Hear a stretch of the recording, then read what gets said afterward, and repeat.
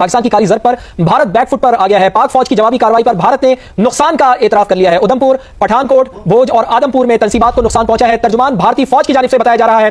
पाकिस्तान ने भारतीय air bases पर हमलों में हाई स्पीड मिसाइल इस्तेमाल किए हैं। तर्जुमान भारतीय फौज की जानिब से यह बताया गया है। तो भारत खुद ही एतराफ कर रहा है। पाकिस्तान की कारी जरब पर भारत बैकफुट पर आ गया है। पाक फौज की जवाबी कार्रवाई पर भारत ने नुकसान का एतराफ कर लिया है। उधमपुर, पठानकोट, भोज और आदमपुर में तंसीबात को नुकसान पहुंचा है। तर्जुमान भारतीय फौज की जानिब से बताया गया है। पाकिस्तान ने भारतीय एयर बेसिस पर हमलों में हाई स्पीड मिसाइल इस्तेमाल किए हैं। तर्जुमान भारतीय फौज की जानिब से ऐसा बताया गया है। कल तक भारतीय फौज जो बहुत ज्यादा उछल रही थी, अब बिल्कुल बैकफुट पर आ गई है। शक्लें आप इनकी देखें कि कैसी उतरी हुई हैं। पाकिस्तान के हमलों से भारत को शदीद नुकसान पहुंचा है। जानी नुकसान भी हुआ है और माली नुकसान भी हुआ है। पाकिस्तान की कारी जरब पर भारत बैकफुट पर, पाक फौज की जवाबी कार्रवाई पर भारत ने नुकसान का एतराफ कर लिया है। मुतादिद इलाके बताए हैं। उधमपुर का इलाका बताया है, पठानकोट का इलाका बताया है, भोज का इलाका बताया है, आदमपुर का इलाका बताया है। यहां पर तंसीबात को नुकसान पहुंचा है। तर्जुमान भारतीय फौज की जानिब से बताया गया, पाकिस्तान ने भारतीय एयर बेसिस पर हमलों में हाई स्पीड मिसाइल इस्तेमाल किया है।